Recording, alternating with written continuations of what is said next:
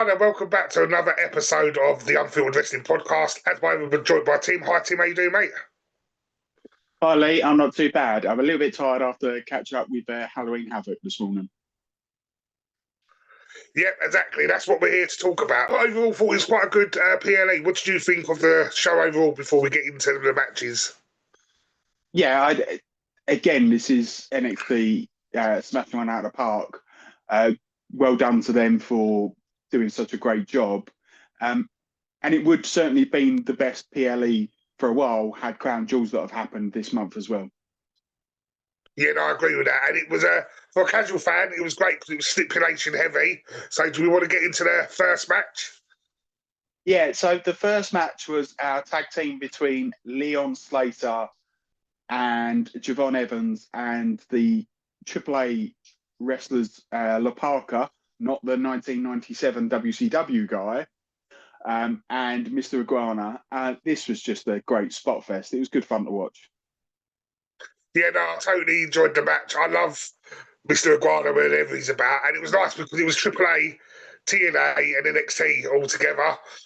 And I think, they did well. There was one spot that they went for, which they totally missed, but I don't think it took away from the match. And that was like a double backwards cutter where they was meant to meet in the middle and they missed them up. But it was nice to see them try and do something very inventive. So I think that helped in a way. It was just, as you said, a great fun match. Yeah, that for me is exactly the point. We were looking at what they did do, and when they did, and there were a few spots missed, it didn't take away from the match. It was still a really solid match. Both all four guys did real entertainment. I'm interested to see this version of La Parka. What he was doing, some of the moves he was doing. He almost went from a fireman's carry position up into a suplex, then into almost like a drilling position. It was a fantastic move and I would have liked to have seen that as a finish, but they just kept going. They were really well paced. I had no issues. I think the only thing that concerns me is, as you've mentioned, the match had one TNA, two AAA, and one NXT guy, and we'll talk about the next match. Surely Javon Evans is the guy that takes the pinfall in this match. There's nothing else to build up his and Leon Slater's story, like rivalry going forward. Yeah, I agree. And it's sort of weird because since not invasion, because we're not allowed to call it, but NXT TNA collaboration, things are sort of the showdown. Things have sort of died down with the rivalries. So I don't know if they're slowly just pulling away, going back to their own programming. There's still times. I mean, last week, Matt Cardona lost to Jackson Briggs. They are appearing, and again, Kalani James is the TNA Knockouts champion, so they're still having interactions. I think Leon Slater is somebody who is under the age of 21, has got a bright future, and he's obviously got a bright enough future that WWE are keeping tabs on him. So I wouldn't be surprised if he ended up in NXT full-time when his contract ends. Javon Evans is Javon Evans. He's just fantastic. He's just an absolute burr of energy. It's great fun. I just think AAA could probably have done with the victory, if nothing else, to start strengthening that brand. And we will call it a brand because WWE quite clearly consider it a brand. Overall, what we started in the match? Even with the occasional blips, I've given it 3.5 stars. Yeah, I'm on the same page as you. I was going to say 3.5. It was a solid, fun match for a casual fan. And like you said, the missed spots didn't really take away from anything. So it was a good opener to the show. Yeah, definitely. And the match lasted a lot longer than I thought it would be. We've got just under 18 minutes for an opening match. I think that's impressive, especially for a showcase of other companies. And then what did that lead into next? That led to the North American match between the champion All Ego Ethan Page and Dr. Wagner of AAA. And this, for me, is why I think AAA should have won the first match, because Ethan Page won the Day of the Dead match. I couldn't remember what the name of the match was for a minute. Day of the Dead match. It was a really solid match. A lot of the action going forward, especially when we think about the story that Ethan Page is telling. I still believe that he is probably the next NXT male star to head towards the main roster. He's ready. He is all done and dusted.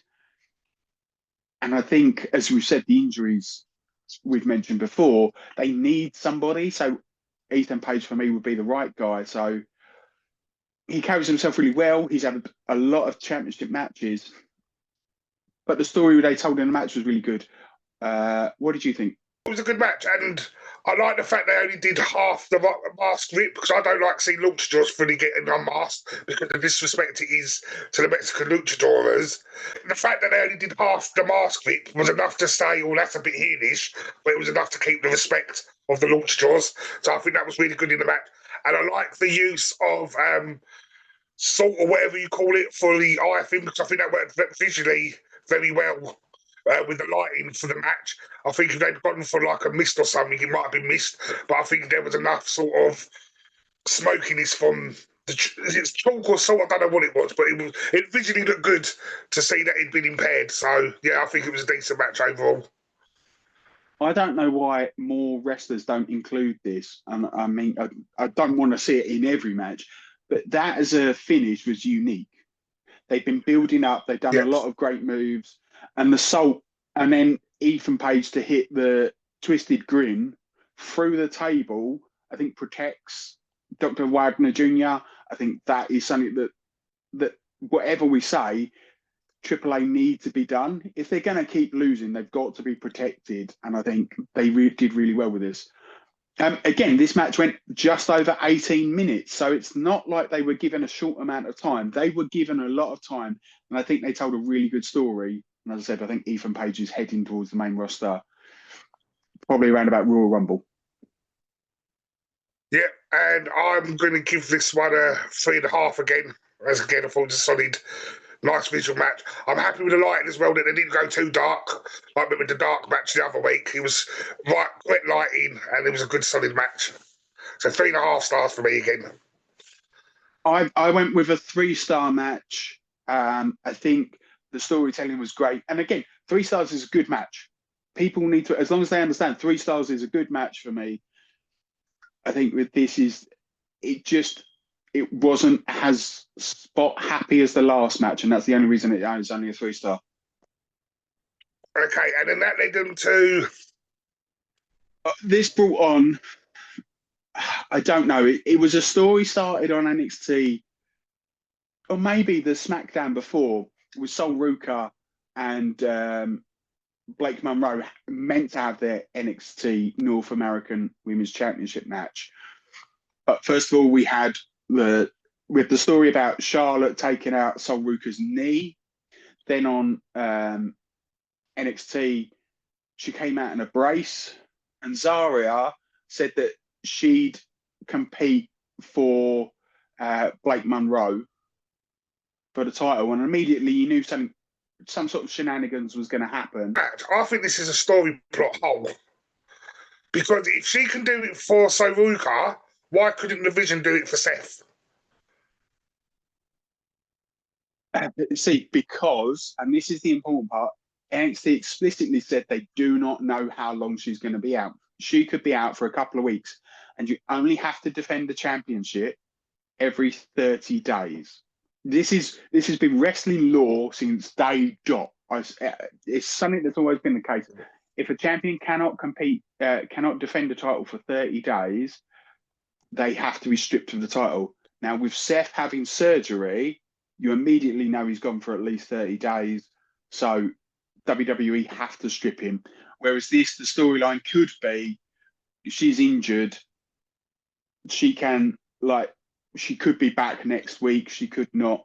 It was a strange rule to start with. They could have just said, right, you're not going to defend the title for 30 days. After 30 days, then we vacate it. But yeah, I understood that story. I think we just missed the ball a little bit with it. I know another weird thing. What's so Walker's crutch? Is that an actual crutch they have in America, or it just didn't look right? It looked like a scythe with a bit of an arm thing. Like what was all that about?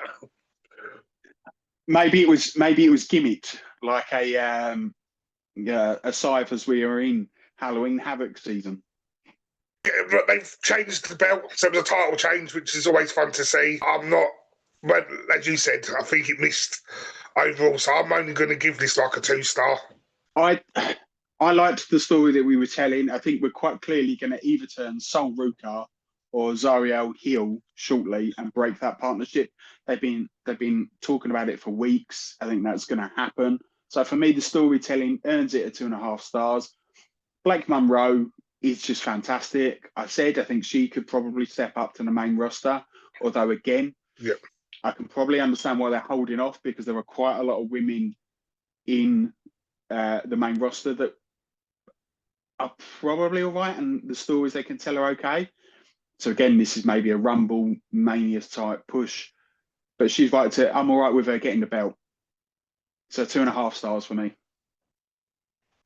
Just a side note, what did you think about the spot where her shoulder was injured and so Walker pushed her into the post to sort of pop it back in? Did you think that sort of worked, or? Yes and no. Okay, I think we're going to. I know that sounds really weird, and I know that's not quite a good thing. I think we're going to get more of a story of this shoulder thing. Again, the way in which Blake Monroe worked on her shoulder was good storytelling in the match. It's just a few bits just felt uncomfortable for me. I think this will play a bigger part in their feud. That led on to the big shock for me, which is Tatum Paxton beating JCJ for the women's NXT title. What a shock for me. Yeah, I think that shocked everyone. And there's one spot I really thought good was under the ring apron. It's got catapulted throat to the ring apron, but underneath. And I thought, I haven't seen that for a long time in wrestling, and that's quite a good use of the ring. So I thought that was very clever. Obviously, we had the shenanigans about as well, but like you said, a shock ending, and I think it shocked everyone. I think that's one of the main talking points this Halloween Havoc. Yeah, I agree. Absolutely. This was just, it was a lot of fun. Both women, again, I've got a lot of time. I think JCJ has grown on me. I think she's another good champion. I'd like to see them rerun this match again. I think the only thing is you told a story, and that's that Izzy Dane was going to turn on Taylor Paxton. So whether this is another Randy Orton Triple H evolution moment, or we're going to build a different story, Izzy Dane is almost certainly going to cost Taylor Paxton the title at some point.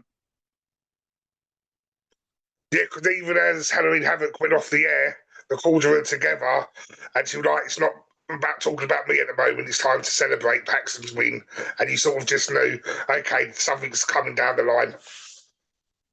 Yeah, but if you're good about it, I mean, Izzy Dane is a great heel.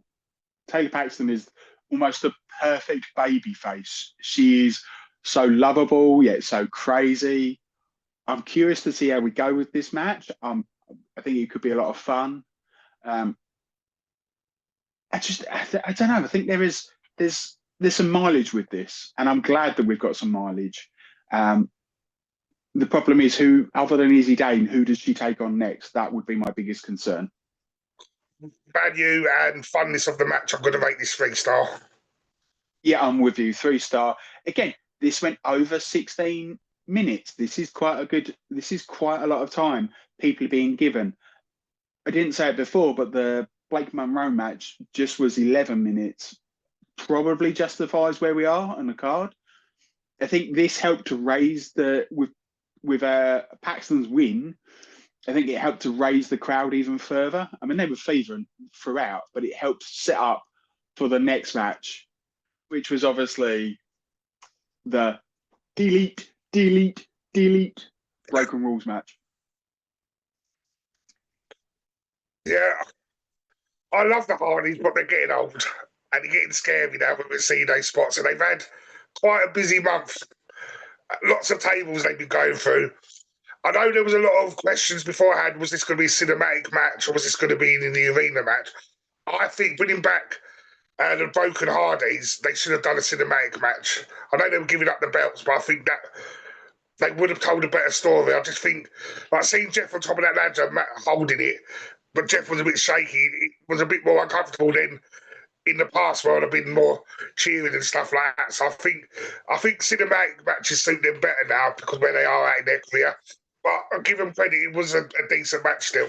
Lots of table spots. So Slim Jim was promoted very well in this match.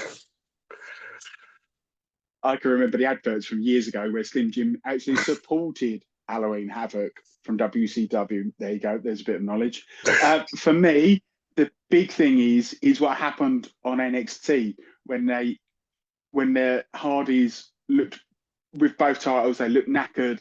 They looked like they'd had enough, and then they go into the Lake of Resurrection and come out as the Broken Hardys, as Broken Matt and Brother Nero. I liked that. I, on the other hand, don't think a cinematic match would have done them. Much like you, I was worried. I was worried when Jeff was getting to ladders and going, Jeff, your body, you're nearly 50. Your body cannot keep taking this. Just please don't do this very often. I think it's the right way to write him out.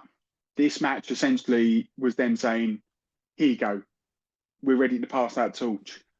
As long as they're going to have a little less creative like style matches and have more, I think they've still got a few more years, but they do worry me like you. Unlike you, I was really, really glad that I saw the match. And again, Dark Sides, especially the two guys in the ring, I have to remember this, Lennox and Griffin. I think these guys have got a big future. I like the fact that we took out Sugars and James with the use of the swanton from the first ladder onto the table, and then Matt's leg drop took both these guys out, and that meant that we essentially had a 2-on-2 match, which was, I'd say I was a bit worried that we were going to concentrate too much on this angle, especially bearing in mind it's a no DQ-esque match. So I liked it. And do you think it was the right time to put the tag belts onto the Dark Side? Yes. Not necessarily. I mean, again, Dark Side have done such a really good program on NXT that I enjoy watching them, but I think it's more about the time that Matt and Jeff are ready to hand that flame over so that we can start building towards. And I think what this does is this has helped build Dark Side up. They're going to come back. They're going to be harder to beat. The stories will be better. So, yeah, I'm all right with this. I noticed, again, they had the belt for 17 days. I think it's not going to be very long. But with what happened on Showdown, TNA needed to get something out of it. And it was the right idea to get NXT, to probably bring the NXT championships to TNA, even if it is just for 17 days, just to be able to start pushing that brand again. Yeah, I totally agree. And what you star in the match? Yeah, I'm with a big 4. Yeah, I was going to agree with you because, again, I know I said I was worried, but it's the Hardys. It's the Broken Hardys. Like you said, the storytelling was good leading up to the match. The fact that they've handed the belts back over as well, I think, is really good for the position of Dark Side. So I think for what it was definitely a 4-star overall match. I think the only thing that had me going was the graphic. Like on the back when they came out, it was Woken Matt Hardy, like we had years ago, and I'm like, oh, WWE, we should be using their graphics for TNA. Back in the times when Matt Hardy when they were worried about gimmick infringement, we shouldn't worry about gimmick infringement. WWE, right? They're being borrowed from TNA. TNA are letting you use their products. Why are we not just using their graphics from TNA? Yeah, you've just done a combined P&E together. Like TNA, they're going to start suing you. That makes sense. Yeah, that's my big takeaway. This match was the longest match of the evening, and it was 19 minutes long. I think that says a lot about the structure of NXT shows. Again, this show comes in at less than 3 hours, thankfully. But we but we're slowly starting to build this up properly. I think you're giving enough time to these people, as opposed to things like the Crown Jewel, which lasted what 3 hours, 3 and 3/4 hours. Yeah, it was just massive. But we only had 5 matches. You can allow to have 6 matches on this card, and none of them be longer than 20 minutes. I think that is NXT's strength at the moment. Yeah, not near the end yet, but the pacing seemed well throughout the night. Each match didn't seem too long, but didn't seem too short. It just felt like enough for what they were doing in each match. So I totally agree with you. Yeah. I think the problem was this then led on to the main event, and having this match as the semi was always going to play an impact on the main event. Yeah, no, I agree with you. So obviously we had Williams and Ricky Saints. I keep going to say Ricky Stark, but it's Ricky Saints. Yeah, and obviously the crowd would have been so hyped up from all the spots and it's the Hardys that, yeah, like you said, it tired them a bit down for this match. But what did you think of this match overall? I think it's a good match. I think both guys are in their prime. They looked good.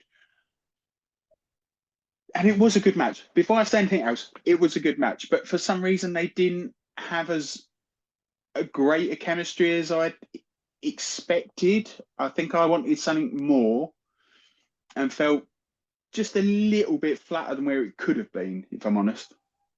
I think that's the problem sometimes. When you get 2 really good wrestlers together, expectation levels of them being together is high. So when it don't gel, it doesn't mean because you're great and I'm great that we're going to gel well. Sometimes styles just don't gel. But then because fans' expectations are so high, when it doesn't happen, you do feel a little bit underwhelmed. So I sort of get what you're saying here. It was a good match, but because they didn't gel to the expectations, it was a little bit underwhelming for a title match. Again, as I said, it follows the last match. So fans are a little bit more flatter, which means they have to work a little bit harder to get an even bigger pop. And I think that's your concern. We are, I don't know how to express this. I think it was lots of little factors that meant this match wasn't as good as I expected. And as I said, my expectation was probably a little bit too high. And do you think it was the correct idea to keep the belt with Ricky Saints? Do you think Trick and Ricky are done now? Do you think that's their story finished, or do you think this is a build-up to more to come? We may do one more, but I'm not so sure. I think Trick Williams is going to end up on SmackDown shortly. Yeah, I totally agree. So, like we said, you won, and what you started match? As I said, it was a good match, and it's certainly definitely worth a watch. So I give it 3 stars. I said again, I think it's just factored by where it was or what the match was before it. Yeah, no, I totally agree. I 3-star it. It was a good match, but like you said, I think the expectation levels were there, and it just come in just under. Before we get into Tim's top match of the night and Tim's top talent of the night, I want to give Lee's top moment of the night, and I can't remember what match it was in, but it was Booker T. And I've got a new catchphrase for him, and I hope he carries on with this. But there was a spot, and he just went, "Winner din din," and I thought, "Yeah, Booker, you've got it still." So that's my moment of the night. It's Booker T's "Winner din din." Yeah, I like that. I think that was very good. What's Tim's match of the night? It's got to be the Broken Rules match for the NXT Tag Team Championships. Again, I can't glorify it enough. What I will say is Darkside were great dance partners. We've thrown a lot of praise on the Hardys, but if it wasn't for Darkside, the match wouldn't have held up. So for me, I like that match. And I think that's things we forget sometimes because we see someone's performance and think it was great. But like you said, it's wrestling, it takes 2 to tango.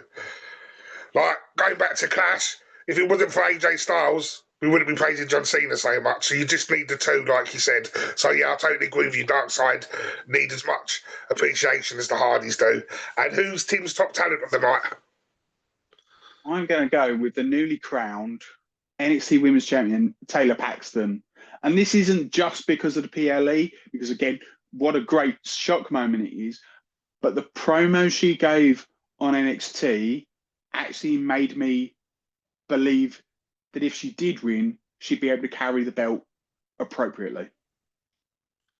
Like, yeah, Tim, I totally agree with that. Well, thanks for joining us this Sunday, Tim, and I will see you tomorrow for. I think it's going to be a bit of a depressing show because WWE is quite a state at the moment. I'm going to go more into that tomorrow, so I'll see you then. I'll see you then, Lee. Take it easy.